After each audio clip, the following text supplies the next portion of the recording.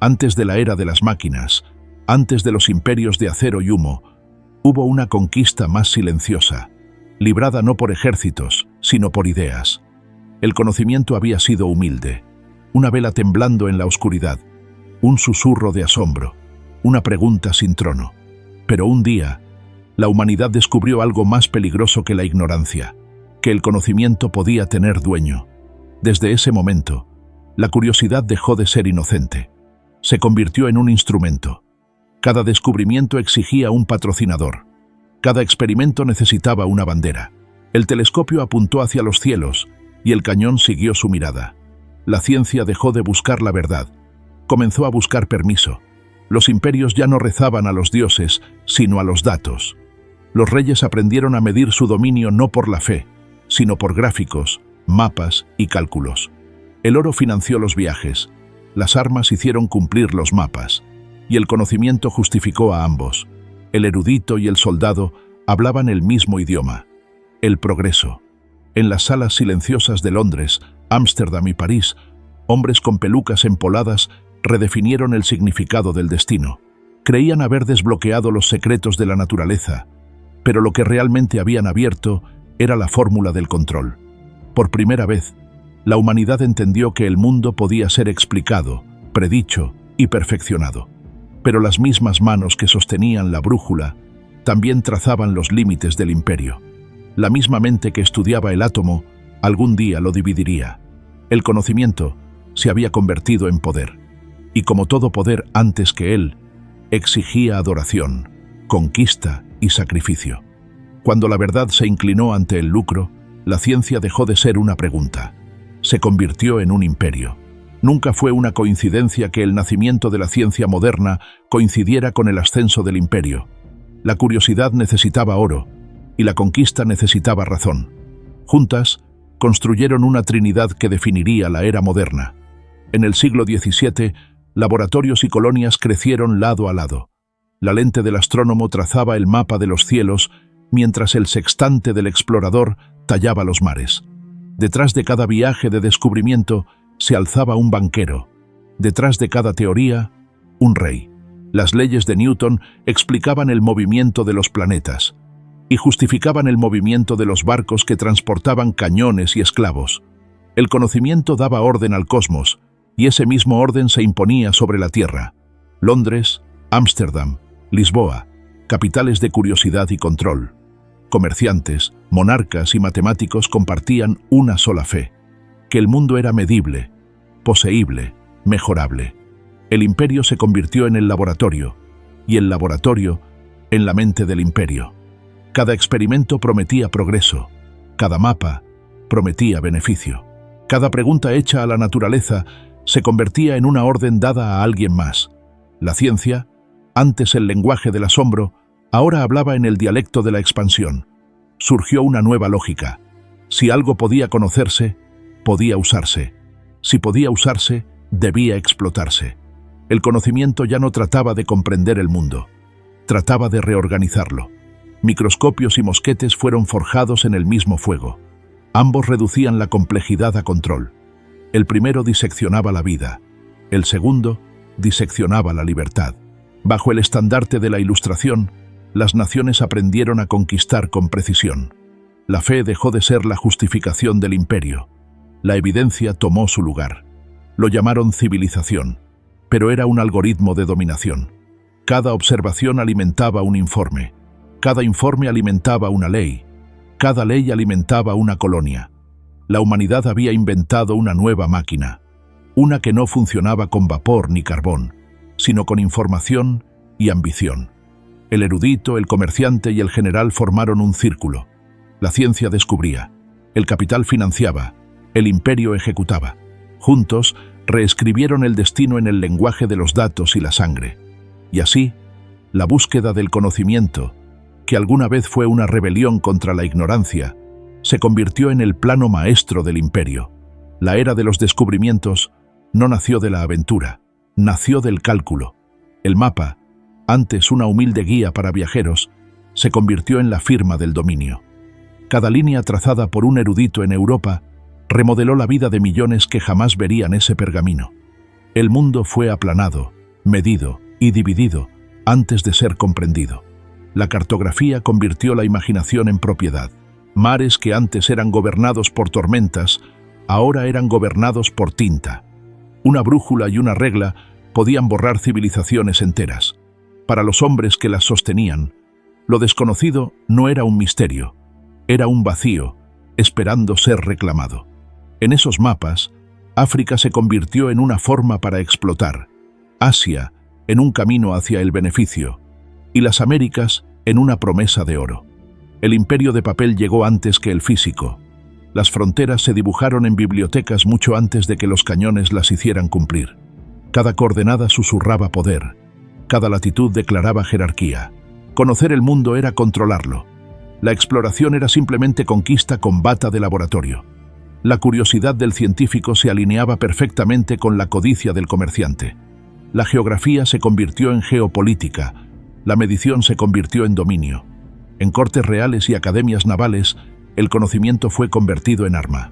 La longitud determinaba no solo la dirección, sino la dominación.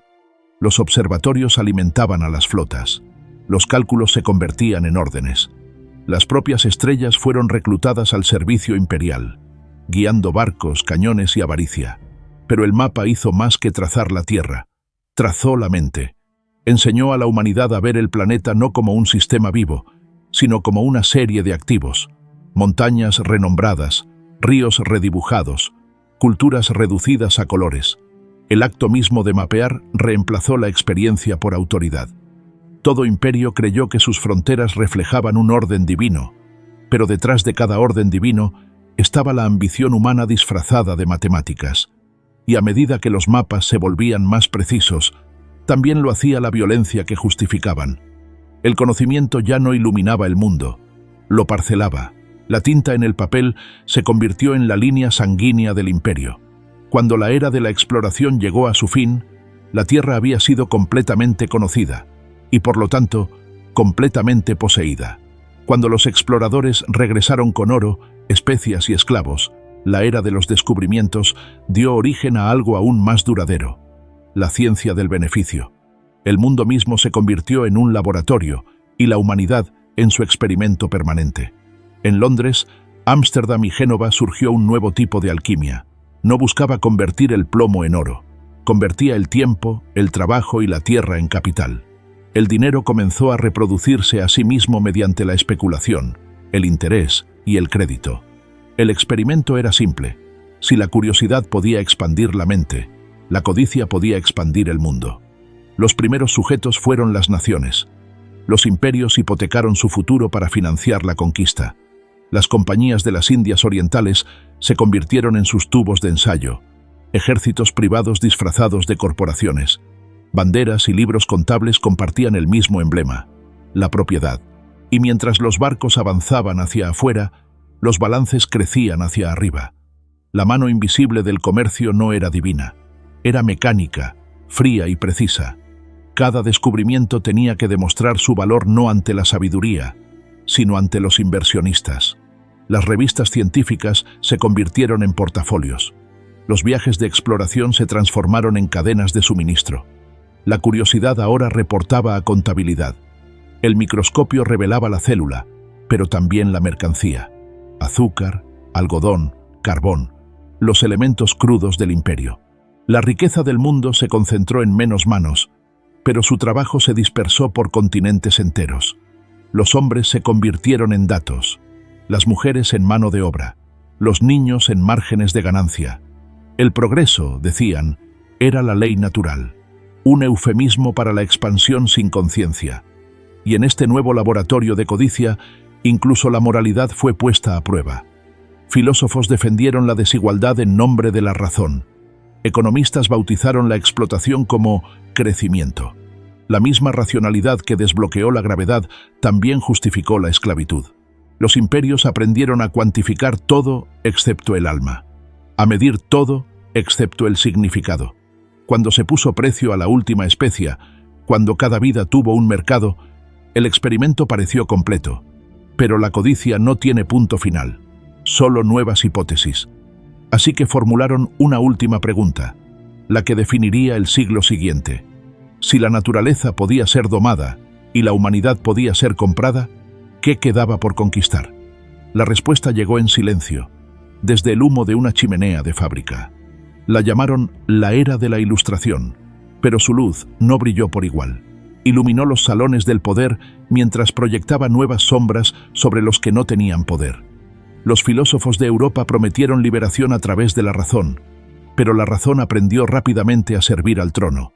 Durante siglos, la fe había gobernado mediante el misterio. Ahora el intelecto gobernaba mediante el método. Los reyes ya no llevaban coronas de derecho divino, llevaban la autoridad de la lógica. Los monarcas citaban a los filósofos como antes los sacerdotes citaban las escrituras. La racionalidad se convirtió en el nuevo evangelio y el progreso en su santa cruzada. París, Viena, Edimburgo, ciudades donde las cafeterías reemplazaron a las catedrales y el debate reemplazó a la devoción. Los hombres se reunían para declarar que la ignorancia había terminado, que la luz había triunfado. Pero lo que construyeron no fue libertad, fue un nuevo imperio de la mente, porque donde antes la fe decía, cree, ahora la razón decía, prueba. Y lo que no podía ser probado era declarado irrelevante. Los nuevos gobernantes ya no eran santos ni guerreros, sino ingenieros, economistas y matemáticos. Y el mundo se convirtió en una fórmula para resolver, no en un misterio para comprender.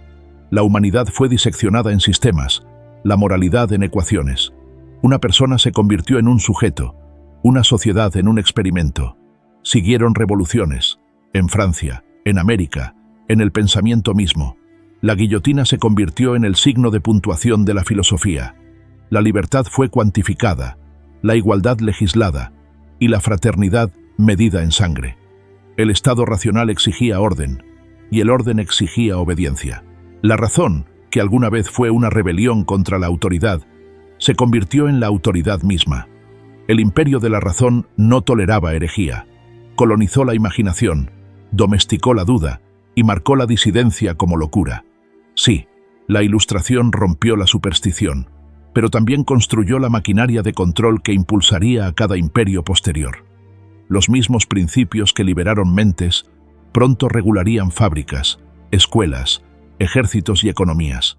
La vela del conocimiento ardía más brillante que nunca, pero cuanto más ardía, más cegaba. La humanidad había aprendido a pensar, pero aún no a comprender. La era de la razón había redibujado el mapa de la mente humana, y pronto ese mapa fue industrializado. El conocimiento, antes espontáneo y sagrado, ahora era fabricado, estandarizado y distribuido como cualquier otro producto del imperio. Las universidades se convirtieron en fábricas del pensamiento, los laboratorios en líneas de ensamblaje de la verdad. Los estudiantes ingresaban como individuos y salían como instrumentos del Estado, calibrados para pensar en patrones previsibles. La mente fue entrenada no para maravillarse, sino para funcionar. No para soñar, sino para cumplir. En ciudades llenas de humo, las máquinas forjaron el ritmo del nuevo siglo. Vapor, hierro y matemáticas palpitaban juntos como las arterias de la civilización. Pero detrás de cada motor se alzaba una ideología, que la eficiencia era virtud y la productividad, propósito. La imaginación humana fue reajustada hacia la precisión, el alma convertida en rendimiento. El erudito se transformó en ingeniero, el poeta en técnico de palabras. Las fábricas se multiplicaron por toda la tierra, y lo mismo ocurrió con las disciplinas del pensamiento. La historia fue diseccionada, la psicología medida, la biología catalogada. Conocer algo era definirlo. Definirlo era controlarlo. La curiosidad, antes infinita, quedó encerrada dentro de planes de estudio y patentes. Los gobiernos descubrieron que el conocimiento también podía ser gobernado. Las estadísticas se convirtieron en sus ojos, la burocracia en su sistema nervioso. El censo sustituyó a la confesión. El informe reemplazó a la revelación. El individuo desapareció entre los datos. Las personas ya no eran ciudadanos, eran variables. La educación fue reinventada como obediencia. La misma precisión que construyó locomotoras ahora construía mentes. Los niños aprendieron a marchar, contar y conformarse. La imaginación, antes la forma más peligrosa de libertad, fue domesticada lentamente. Y sin embargo, En medio de esta arquitectura del orden, creció una paradoja. Cuanto más se explicaba el mundo, menos se sentía. Cuanto más aprendía la humanidad a calcular, menos recordaba cómo cuidar. Las fábricas llenaron la tierra de ruido, pero el silencio interior se volvió más profundo. El progreso se volvió mecánico. El pensamiento se volvió trabajo. La mente humana, antes un territorio salvaje de maravillas, había sido cercada, pavimentada y programada. Y a medida que los engranajes giraban más rápido, la pregunta regresó, no hablada, pero eterna. Si toda máquina sirve a un amo, ¿a quién sirve ahora el conocimiento? Al amanecer del siglo XIX, la humanidad ya no podía verse a sí misma, solo su reflejo en el metal pulido de sus propias invenciones. El espejo del progreso brillaba más que el sol, y en su superficie, la humanidad confundió la maquinaria con el significado. Las ciudades se alzaron como monumentos a la mente. Vidrio, acero y humo formaron una nueva teología, la adoración del avance. Cada invención era celebrada como salvación, cada fábrica como una catedral del progreso. Cuestionar el crecimiento era herejía, dudar de la industria era blasfemia. La humanidad había encontrado un nuevo Dios, uno hecho no de espíritu sino de velocidad. La era de los milagros regresó, pero ahora eran diseñados. Barcos de hierro cruzaron océanos que antes pertenecían a los dioses. La luz eléctrica borró la noche. La medicina desafió a la muerte. Cada triunfo susurraba la misma seducción, que la humanidad podía perfeccionarse, pero la perfección siempre ha exigido un sacrificio. Bajo los motores que prometían libertad, millones trabajaban en silencio. Los niños alimentaban los hornos que impulsaban la utopía. El hollín en las manos de los obreros se convirtió en la sombra sobre la conciencia de la civilización. Los imperios lo llamaban destino. Los filósofos lo llamaban progreso. Pero en verdad, era repetición disfrazada de revelación, un ciclo interminable de construir y destruir. Los viejos ídolos de la fe habían caído, pero su lógica permanecía. Obediencia a algo más grande, sin importar el costo. El progreso se convirtió en el espejo en el que la humanidad se contemplaba. Y detrás de su brillo, yacía una pregunta que ninguna máquina podía responder. ¿Avance para quién? Los reyes de la industria afirmaban servir al mundo, pero servían al mismo hambre, la necesidad de ser inmortales. La ciencia le había dado a la humanidad el poder de los dioses, pero no su sabiduría. Por cada enfermedad curada, surgía un arma nueva. Por cada puente construido, un bosque caía. El mundo estaba siendo mejorado, pero no sanado. El espejo del progreso mostraba todo, excepto lo que importaba. Podía reflejar luz, pero no calidez, movimiento, pero no dirección. La humanidad había aprendido a multiplicar su poder, pero había perdido el sentido de por qué necesitaba ese poder. La era del progreso había hecho el mundo más rápido, más ruidoso, más rico. Pero bajo el zumbido de los motores y los imperios, algo antiguo despertaba, el eco tenue de una verdad olvidada, que ningún espejo puede revelar el alma que lo construyó. El progreso había prometido libertad. En cambio, construyó una jaula de vidrio, transparente, eficiente y voluntaria. La máquina ya no servía a la humanidad. La humanidad servía a la máquina. El imperio de la razón había evolucionado hasta convertirse en el imperio del control. Gobiernos, corporaciones, científicos, todos creían estar guiando al mundo hacia el orden. Pero el orden, cuando se perfecciona, se convierte en prisión. Los nuevos monarcas llevaban batas de laboratorio y trajes. Sus cetros eran informes, sus coronas datos. El arte de gobernar había sido reemplazado por la ciencia de administrar. Todo era contado, medido, optimizado. Cosechas, poblaciones, minutos, pensamientos. La eficiencia se convirtió en la nueva moral. Una vida que no producía era considerada desperdiciada. Una sociedad que no crecía era llamada enferma. El progreso se había vuelto una doctrina de obediencia, una religión sin misericordia, construida sobre la ilusión de elección. La Ilustración había enseñado a la humanidad a cuestionar la autoridad. Ahora enseñaba a la autoridad a cuestionar a la humanidad. Los mismos instrumentos que habían cartografiado las estrellas, ahora cartografiaban a los ciudadanos. El censo reemplazó al oráculo. La vigilancia reemplazó a la fe. Cada persona se convirtió en un número. cada número en un objetivo, cada objetivo en un plan. Las fábricas dieron origen a las burocracias. Las máquinas evolucionaron en sistemas. La locomotora se convirtió en una metáfora de la civilización misma, siempre en movimiento, nunca en reposo, alimentada por el consumo y el miedo. Quienes controlaban el flujo de energía, capital y conocimiento, ya no necesitaban ejércitos, necesitaban información. El control se volvió invisible, ya no castigaba, persuadía, ya no encadenaba el cuerpo, diseñaba el deseo. Las personas trabajaban no porque fueran obligadas, sino porque se les decía que era progreso. El látigo se volvió interno. El capataz vivía en la conciencia. Y así surgió la gran paradoja de la modernidad. Cuanto más libre se volvía la humanidad, más predecible era. Cuanto más se expandía el conocimiento, menos imaginación quedaba sin poseer. Cada pensamiento podía ser modelado. Cada comportamiento podía ser pronosticado. El ser humano, el antiguo milagro incuantificable de la naturaleza, se había convertido en una línea de código en el sistema de la civilización. El control fue la etapa final de la razón, la conclusión lógica de todo imperio que comenzó con la curiosidad. Cuando el mundo pudo finalmente ser explicado, pudo finalmente ser administrado. Y cuando pudo ser administrado, dejó de pertenecer a alguien, perteneció solo a sí mismo. Pero el control, como todos los imperios antes que él, llevaba un defecto silencioso, la ilusión de permanencia, porque ninguna jaula, por muy racional que sea, puede contener el caos que la creó. Bajo el zumbido del orden se reunía una nueva tormenta, de máquinas que aprendían más rápido que sus creadores y de mentes que anhelaban una vez más ser libres. Cuando la humanidad aprendió a cuestionar los cielos, obtuvo el poder de gobernar la tierra. Pero cada pregunta respondida exigía un sacrificio, y el conocimiento al final devoró a sus propios creadores. Habíamos buscado la verdad para ser libres. En cambio, la verdad se convirtió en una moneda, intercambiada entre quienes podían pagarla.